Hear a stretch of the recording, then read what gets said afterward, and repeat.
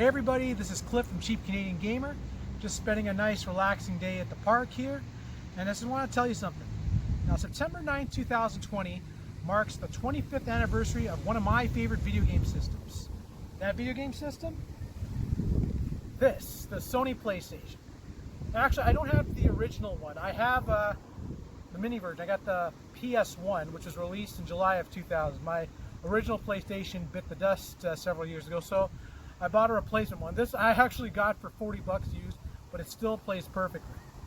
Now, the Sony PlayStation came out on September 9th, 1995, and it went head-to-head with the Sega Saturn. Now, unlike the 16-bit wars between Super Nintendo and Sega Genesis, the 32-bit wars between Sony PlayStation and the Sega Saturn was no competition whatsoever. Sony PlayStation pretty much kicked Saturn's butt. I'll tell you, the Sega Saturn, don't get me wrong, the Sega Saturn was a pretty good system. It had arcade hits such as Daytona USA and Virtua Fighters 1 and 2, but unfortunately it was a bulky system. The 3D graphics were a little bit choppy and it looked a little bit unpolished. Plus, the price tag on there. The price tag when it first came out was $399 US. When the Sony PlayStation came out on September 9th, 1995, it was $299 US. Oh, and let's not forget the games. Sega Saturn only pumped out a little over 200 games between 1995 and 1998.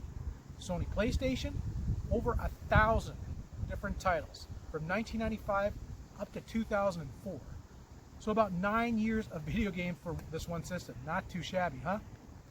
Now, if you're a PlayStation owner, there are 5 must-have games that you must own. And I have them right over here. So here are my 5 favorite PS1 games that you should own. First one of my favorite fighting games, Tekken 3.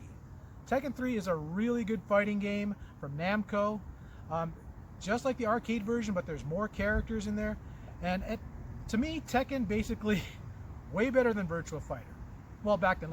Right now, the current version of Virtua Fighter, the graphics have been upped a bit, and it looks really sharp, and it really compares with Tekken. But back then, when you had Virtua Fighter, it was nice polygon fighters, but this was a lot smoother, and lots of action, lots of moves, lots of hidden characters in here, and lots of different modes. This is a really great Tekken game. It was the last Tekken game for the PS1 until they moved to Tekken Tag Tournament for the PS2. This is a great fighting game.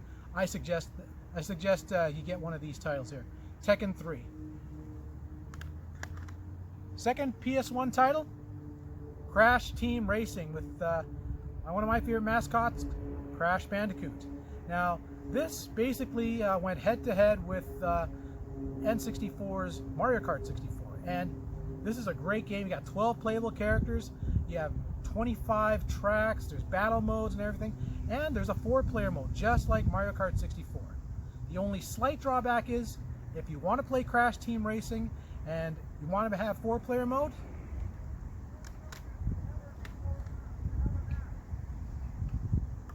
you need one of these. You need a PlayStation multi-tap. See?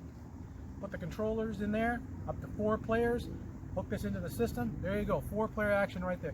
This is about 30 bucks when it first came out, or you can get a generic one from GameStop or EB Games for 10, 15 bucks.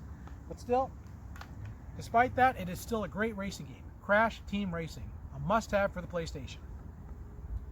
Third title, one of my favorites, and this was the best-selling PlayStation title of all time for the PS1. This is Gran Turismo, and it sold over 10 million copies of this.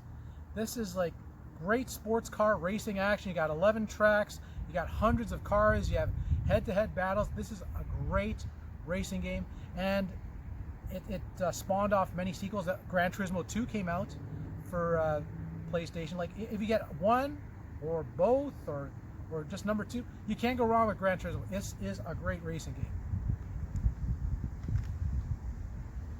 Fourth title, one of my favorite role-playing games, Final Fantasy VII.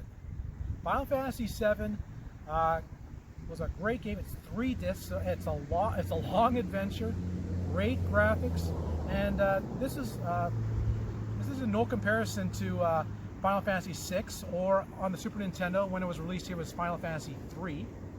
They upped up the graphics here, great 3D action. The spells were unbelievable. The graphics, when you pull off a spell to try to defeat an enemy, it is unbelievable. The storyline is great. The soundtrack is great. A must-have RPG for the Sony PlayStation. Final Fantasy VII. And the final title that you must have for the PlayStation, Metal Gear Solid. This is a great adventure game by Hideo Kojima, and it's over 2 discs, and this is great. Like, you just have to try to avoid the enemies, try to defeat the bosses, and I don't know, it's just, when you get into this game, you're just like, oh, I gotta sneak around, try not to get caught. It's really cool. Like, it's my favorite part, and it's a little quirky thing about this game, is like, you're trying to sneak around and then an enemy spots you. What happens is, like, you see the guards like this, all of a sudden he spots you, turns around like this, all of a sudden a big exclamation mark pops over their head, the big sound effect, like, just like that. It is really, really cool. You'll love this. Some of the action, the characters in here, it's unbelievable. Metal Gear Solid for the PS1, a must-have. Anyway, those are the 5 titles that I recommend for the PS1. And happy birthday to you, PlayStation. Happy 25 years. And I know you're moving on to the 5th system, the PS5, which is going to come out before the end of the year.